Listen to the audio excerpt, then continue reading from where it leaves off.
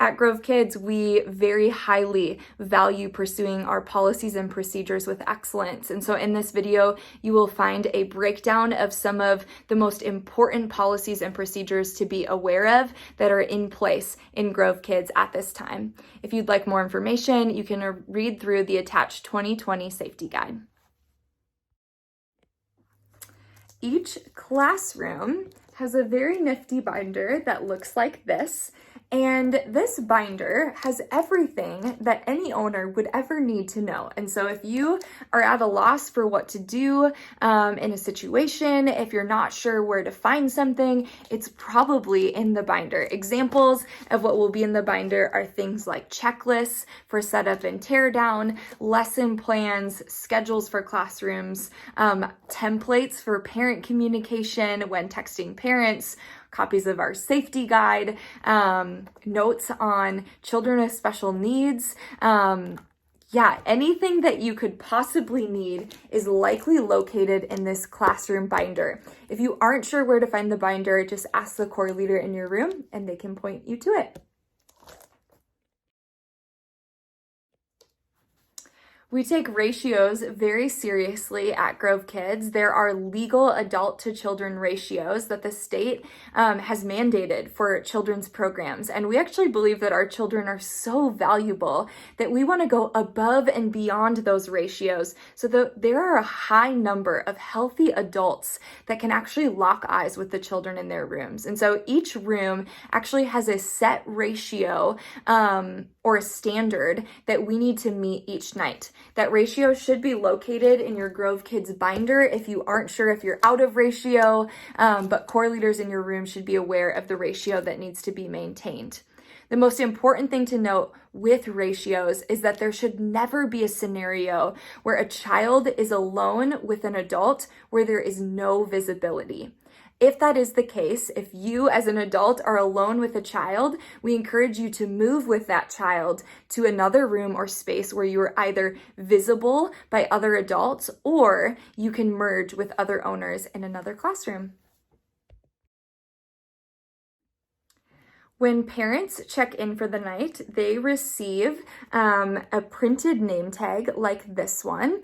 And so every child that is in Grove Kids should have a name tag. If they are new, they may have a handwritten name tag, but all children should have a name tag. This name tag is very important for a couple of reasons. First of all, it has the child's name, which is very important, but it also lists the name of their parent and phone number should you need to text a parent for any reason. And on the right-hand side, it lists a code. This code is very important because at the end of the night, parents are only able to pick up their children if they have a return ticket with this code. The only way that parents can pick up a child without a return ticket is if you have me standing in the room saying that it is okay to release that child to parents. This is a huge safety measure that we have in place at Grove Kids. We take it very seriously, and we just encourage you to be very strict in making sure return tickets are received and checked before you allow a child to leave a room with an adult. The other useful thing that can be located on these name tags is any notes about allergies or food sensitivities that children may have. And so you'll just want to check if it's your first time giving out snack in a classroom. Make sure you check on the name tag to see if there are any allergies listed or if the name tag says anything about not giving a child a snack. Name tags are a really helpful thing to be aware of. At Grove Kids, we have a very high value on being present and intentional with our children from the moment they arrive to the moment that they leave. For this reason, we ask that owners keep phone use to an absolute minimum, but we would ask that you keep your phones on you in the case of an emergency. When it comes to photos and videos, we'd encourage you to keep that at a minimum as well, specifically so that we can protect the privacy of the children in our program. You will occasionally see folks from our creative team maybe taking pictures or video. We're going to let them capture content. They know the best ways to navigate the privacy policies that we have in place, and we trust them to capture all the content that we need. You will very quickly learn that we love our families at Grove so much. We really believe that we are one big family going after the same thing. We want to see a kingdom generation in motion, and we just know that when we partner together with families, we're going to go a lot farther together. And so we really value having honoring and loving communication with our families at all times. We want to talk up their kids to them. We want to remind them the amazing things that God has put inside of their children. Sometimes parents forget some of these amazing things that are in their kids because they're around them all the time. And so we have the opportunity to speak words of life, not only into children, but into families as well. In the binder that is located in our classroom, we have parent communication guides that can be used as a template.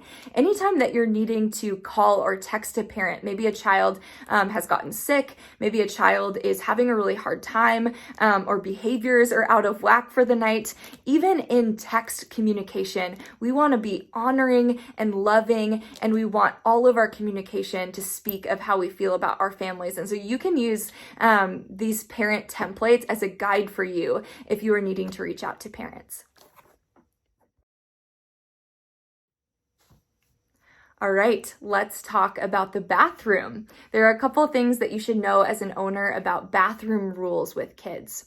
The first thing to note is that there are 2 bathrooms located in the Grove Kids wing, one for women and one for men, and we only allow children to use these bathrooms. So if you as an owner need to use the restroom, we'd ask that you actually go to the other end of the building, but children should only use the bathrooms that are located in the children's wing. We have a rule called the power of 2 when it comes to using the bathroom, and that means that at least 2 adults need to be present if children are going to be going to the bathroom behind a closed door. In most circumstances, when a child tells you that they need to go to the bathroom, you're going to walk with them down to that bathroom, and you're going to prop open the exterior door, let them run in, go into the stall, go to the bathroom, and you are going to maintain in your position with the door propped open at that exterior door. While you're standing there, you're going to be verbally supervising children by talking them through the time. How's it going in there? Are you almost finished up? All right, time to wash your hands. Good job, way to go. Those sort of things. So you're going to verbally supervise children as they're using the bathroom. I would only let 1 or 2 children go into the bathroom at a time, and then you can escort them back to their classrooms once they've taken that bathroom break. When it comes to children at the lower end of the spectrum, we change diapers up to the age of 2. Beyond that point, if there is a dirty diaper with a child over the age of 2, we just text parents and invite them to come back and change their children's diapers. If a child is potty training, it's important for you to know that we do not help with potty training. Parents should know or be advised that if their child is not yet fully potty trained and can fully go to the bathroom unassisted, they should wear a pull-up to Grove Kids. We have all of these rules in place to protect us as owners and also to protect children. And so we take these rules with the bathroom very seriously and ask that if you have any questions about these bathroom guidelines, that you would ask the core leader in your room or ask myself. We want to make sure that these boundaries are very clear and that we are able to abide by them as easily as possible. All right, if a health emergency arises, there are many moments that you will likely have non-emergent health things pop up with kids. Maybe a skinned knee, a bonked head, non-emergent moments. We have first aid kits that are available in each room for these moments. If you aren't sure where to find it, you should reach out to your core leader or myself, but we have all of the supplies that are needed for moments like that. However, if an emergent situation arises, there are 4 things that we would like you to do. The first thing is that you would just call 911 right away. We want to make sure that emergency personnel can get here as quickly as possible. The second thing that you need to do is instruct another owner that is nearby to get a hold of me to make sure that I or another staff person can get on the scene as quickly as possible. The third thing that we'd like for you to do is to instruct another owner to remove any other children from the scene so that the area is clear when emergency personnel arrive.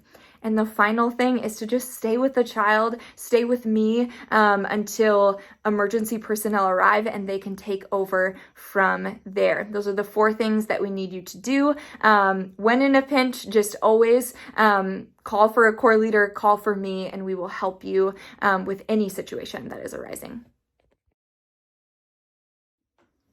All right, at Grove Kids, we have something called celebration cards. They look like this. They say, let's celebrate. And on the back, they say, in the family of God, a win for one is a win for all. And so every room has these cards available, and we encourage owners to fill them out like crazy. These cards are for you to use with any child that is standing out to you, that you want to celebrate for the night. These cards are given to families at the end of the night celebrating their children, and you wouldn't believe the testimonies of how powerful these cards can actually be. We heard a testimony last year of a little boy who was 4 years old who left with a celebration card one night, and he actually slept with it under his pillow until it was so worn and wrinkly that it was literally disintegrating from sleeping with it each night. And so these cards are such a powerful way to speak life over a child.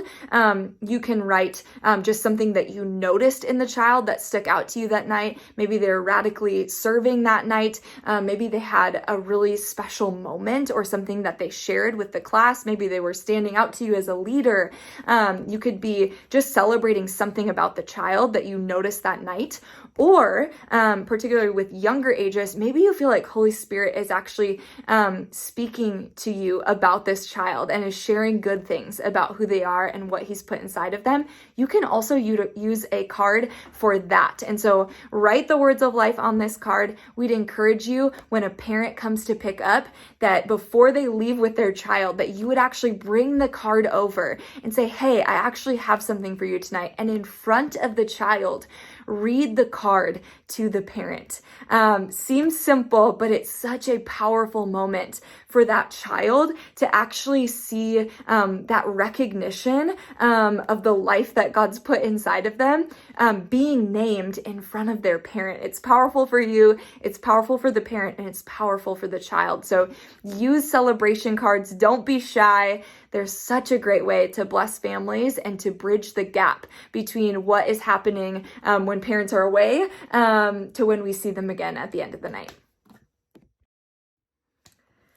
At Grove Kids, behavioral issues do come up with our children, and we believe in confronting behavioral issues with the truth of who our children actually are in Jesus. So this means when a behavior is coming up, I don't respond with shame, guilt, or condemnation towards that child. I actually pull them aside and I speak into them who they actually are. Something that is so beautiful about the Father is that he is not shocked by our sin. He might be surprised because that's not who we are, but he's not shocked by it. And so that's the same posture that we actually want to have as leaders. We pull our children aside. We state that maybe we're surprised that they're blurting out because we know that God has created them to be a leader and a listener, someone that loves and honors the people that are in front of them. We call these conversations truth conversations, and we'd ask that owners only give 2 to 3 truth conversations before you pull in a core leader or myself, and then we can take it from there. And we're continuing to learn more about how to manage behaviors, but most often we find that when we confront behaviors with the truth of who children are, they just fall off.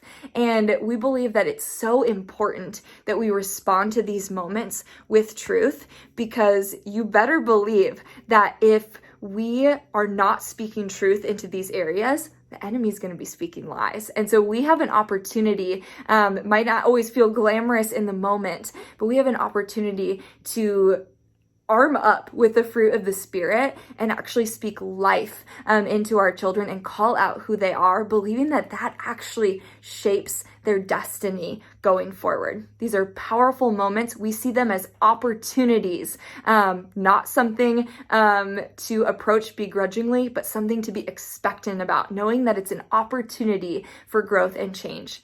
Just like we have celebration cards, we have something called opportunity cards that we fill out when truth conversations have been had. They're really easy to fill out. You just circle the things that apply, fill in a few blanks, and then we are able to actually give those opportunity cards to parents at the end of the night so that they're aware of the language and the things that we talked about with their child so that they can continue those conversations about truth and identity at home, and we can actually partner together.